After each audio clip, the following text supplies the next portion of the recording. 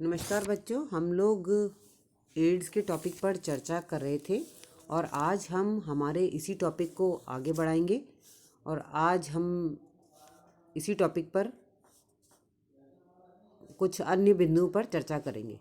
सबसे पहले हम चर्चा करेंगे विश्व में एड्स के फैलाव के बारे में, spread of AIDS in the world. AIDS के बारे में जानकारी अधिक पुरानी नहीं है, किंतु एक संक्रामक रोग होने के कारण पिछले कुछ वर्षों में इसका फैलाव संपूर्ण विश्व में हो चुका है।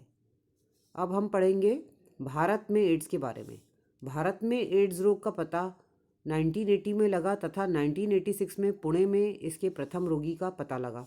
1986 से 1992 तक 10,730 व्यक्तियों में HIV के पॉजिटिव लक्षण पाए गए। 1996 में भारत में 35 लाख HIV पीड़ित लोग थे, जो 2000 में बढ़कर 45,80,000 हो गए।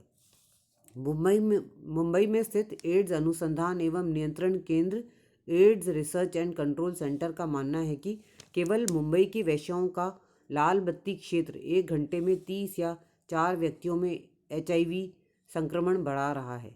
दूसरे शब्दों में प्रत्येक 15 मिनट में पूरे विश्व में 400 व्यक्ति इस संक्रमण से ग्रसित हो रहे हैं, जिनमें से एक मुंबई में पैदा हो रहा है। देश के 6 राज्यों महाराष्ट्र, तमिलनाडु, आंध्र प्रदेश, कर्नाटक, मणिपुर तथा नागालैंड में 1% से अधिक लोग HIV संक्रमित हैं। एड्स के सर्वाधिक रोगी महाराष्ट्र में हैं। भारत में HIV विषाणु फैलाने वाले 3 केंद्र हैं, मुंबई, चेन्नई एवं नागालैंड। इन केंद्रों में से ही भारत के विभिन्न भागों में एड्स का फैलाव हो रहा है। मुंबई में प्रतिमाह 30,000 लोग एड्स के विषाणु से संक्रमित हो जाते हैं।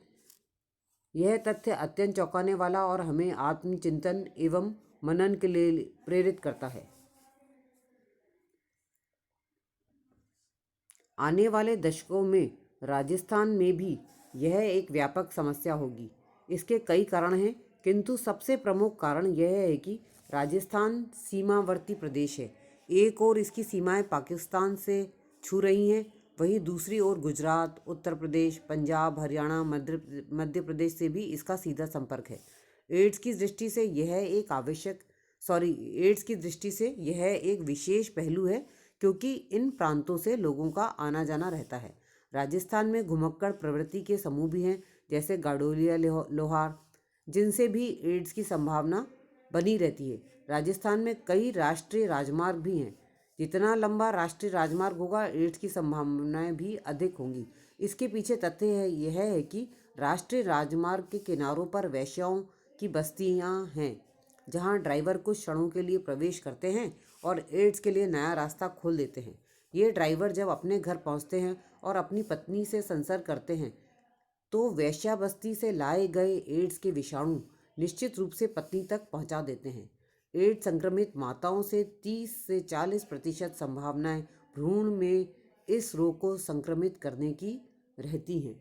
राजस्थान के लिए एक महत्वपूर्ण पक्ष यह भी है कि यहाँ दूषित रक्त का संचार अधिक होता है।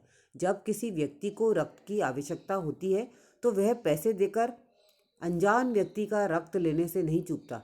वह पेशेवर रक्तदाता से रक्त ले लेता है, जिससे एड्स की संभावनाएं बढ़ जाती हैं। अतः हमारे लिए यह सही समय है कि हम चेत जाएं और ऐसे कदम उठाएं जिससे कि एड्स से बच सकें, अन्यथा इस विभीषिका से संघर्ष अत्यंत जटिल हो जाएगा। अब हम चर्चा करेंगे एड्स के रोगी की सामाजिक मानसिक समस्याओं के बारे में, या हम कह सकते हैं एड्स से पीड़ित व्यक्ति पर सामाजिक प्रभाव क्या हैं। एड्स के रोगी की सामाजिक मानसिक समस्याएं। HIV विषाणु से ग्रसित व्यक्ति को अनेक अनिश्चितताओं एवं सामंजस्य से संबंधित समस्याओं का सामना करना पड़ता है।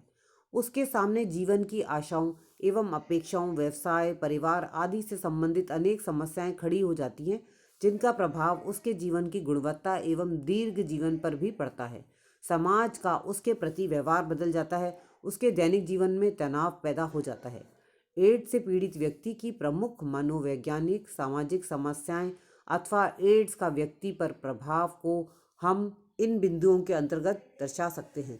सबसे पहला बिंदु है फियर, यानी कि डर। एड्स से पीड़ित व्यक्ति के मन में अनेक प्रकार के डर पैदा हो जाते हैं। उसमें मरने का भय, विशेष रूप से अकेले एवं कष्टप्रद रूप से मरने का भय पैदा हो जाता है। रोग के बारे में विशेष जानकारी न होने तथा इससे मुक्ति कैसे पाएं के कारण भी रोगी में डर पैदा हो जाता है। इस डर से मुक्ति के लिए रोगी को अपने मित्रों, परिवारों वालों, डॉक्टरों एवं सलाहकारों से विचार विमर्श करना चाहिए। दूसरा जो पॉइंट है वह है खो जाने का भय, फीलिंग ऑफ लॉस। एड्स के रोगी में यह भावना पैदा हो जाती है कि वह अपना जीवन, आकांक्षाएं, सामाजिक प्रतिष्ठा, व्यवसाय, आर्थिक स्थिरता, स्वतंत्रता, शारीरिक आकर्षण एवं क्षमता, यौवन एवं जीवन सब कुछ खो रहा है। लोग उसके प्रति नकारात्मक रुख अपना लेते हैं और वह जीवन को कलंकित मानने लगता है। तीसरा पॉइंट है दुख, ग्रीफ। एड्स का रोगी उसे होने वाली शारीरिक, सामाजिक, मानसिक, आर्थिक एवं सभी प्रकार की हानियों का विचार करता है तथा आने वाले संकट के कारण घोर दुख का अनुभव करता है। वह स्वयं यह देखता है कि उसका स्वास्थ्य क्षीण होता जा रहा है, मृत्यु की ओर बढ़ रहा है और वह असहाय व निरुपाय है। चौथा पॉइंट है अपराधी भावना, फीलिंग ऑफ गिल्ट। रोगी को इस रोग से ग्रसित होने पर मन ही मन में अपराध बोध होता है। उसे खुद को ये महसूस होता है कि वह यह रोग उससे कहाँ से लग गया, कहीं किसी वैश्या के पास गया उससे लग गया, या नशे की कोई सुई लगाई उससे लग गया। तो वह अपने आप को बहुत अपराधी भावना उसके अंदर आती है, बहुत ही अपराधी महसूस करता है मन ही मन में अपने आप को। पांचवा पॉइंट है मायूसी या उदासी, डिप्रेशन। एड्स का रोगी मायूस एवं उदास रहने लगता है। मायूसी के कई कारण हो सकते हैं, जैसे कि यह बीमारी लाइलाज है, अतः व्यक्ति अपने को निरुपाय एवं शक्तिहीन समझने लगता है। छठा पॉइंट है अस्वीकृति, डिनायल। कई रोगियों को जब यह कहा जाता है कि आप एड्स से पीड़ित हैं तो वे इसे अस्वीकार करते हैं। रोगी कई बार अपने सामाजिक दायित्वों को ग्रहण करने से भी इनकार कर देता है। चिंता, एंजाइटी।